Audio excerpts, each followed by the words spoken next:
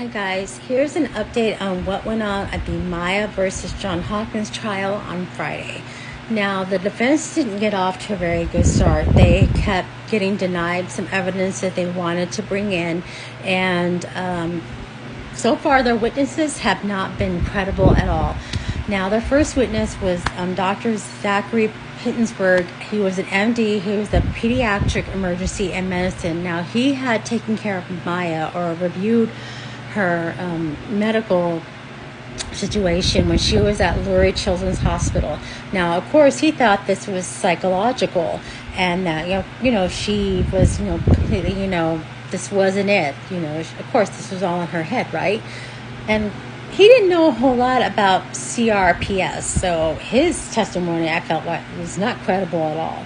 Now, there was also another witness named Detective Stephanie Graham, who was from the Sarasota County Sheriff's Department, and she investigated the Kowalskis. Now, she did end up talking to Jack, and she met him at the hospital, and he had told her that, he was just going along with everything because he did not want to lose his visiting rights of Maya, and he would have these arguments with Beata, and you can see it on the documentary that he was telling her, please just don't make anybody upset. I don't want to lose my rights in seeing Maya.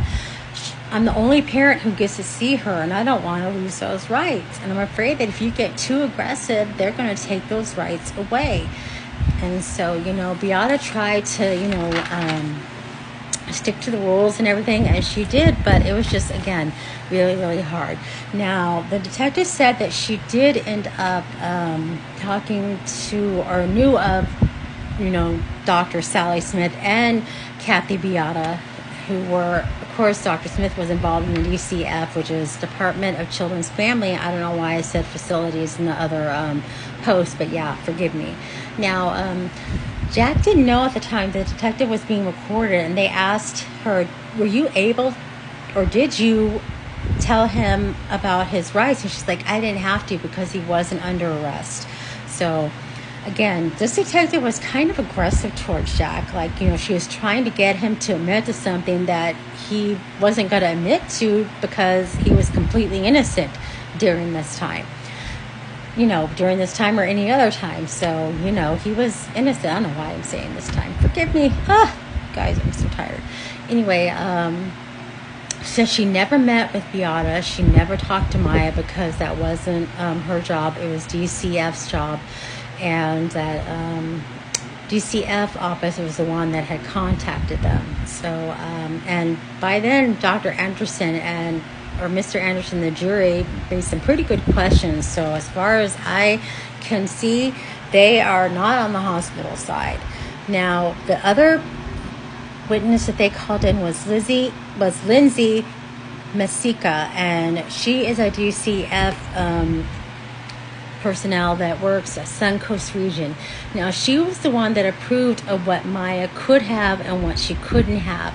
And then she also spoke with Kathy Beatty a lot. Now, come to understand that, there were some things that Lindsay did not approve of because Kathy did. Now, there were a lot of items that they had said to her, it's like, did you approve of this? And she's like, I don't know what you're talking about. I didn't ever approve or not approve of this. So it means that Kathy Beatty was indeed taking it upon herself to give Maya whatever she felt like giving her. So yeah. Now they also had another witness named Dr. Rivero, and he was supposed to be an expert in CRPS, but he was not very knowledgeable in that area. Now, he claimed to have 30 to 40 patients with this syndrome, but when asked, about ketamine and about, what you're supposed to do with CRPS, he didn't know a thing about it. He didn't even know a thing about the ketamine coma. Like, he never heard of any doctor that had been working with a ketamine diagnosis.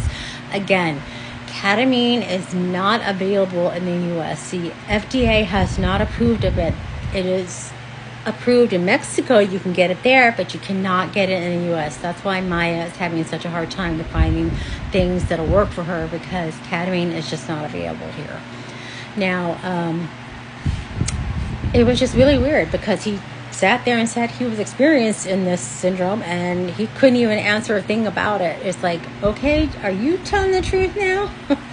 And of course he has to say that she was suffering from conversion disorder, which is a psychological mental disorder, because it claimed that she was all in her head and faking this whole thing. It's like, okay, how can you diagnose her with conversion disorder when you don't even know what CRPS is?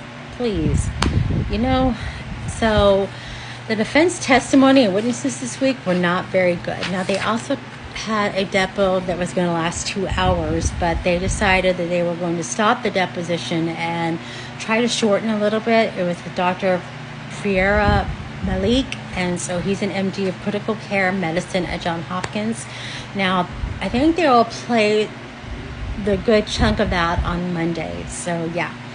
And, like I said, the defense was trying really hard to pull out the gloves. The judge wasn't having it. Now, here's the thing that the judge had asked the defense. He's like, you guys as witnesses seem like that, from what they're testifying to, it's telling me that they didn't believe, or you guys didn't believe, that she has CRPS, which is true.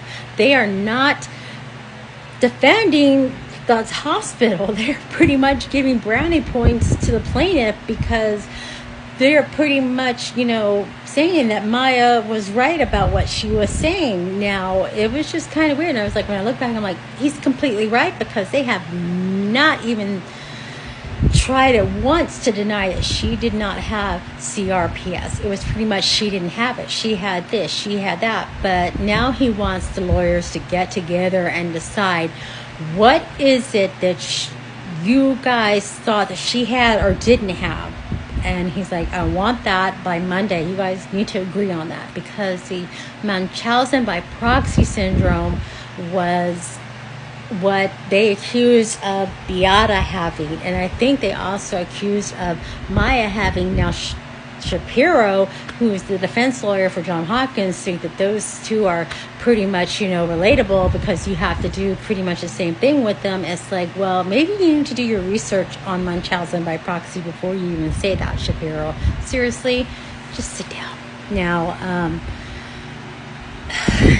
now the jury was out for the rest of Friday afternoon, and they will be back every day next week, and every day next week it's going to be a full day. So the judge has given a little bit of extension of when the lawyers need to have everything done.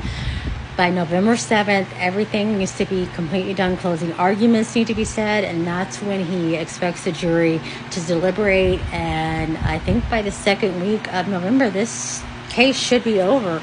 But yeah, things are happening fast. So yeah, that's what went on Friday.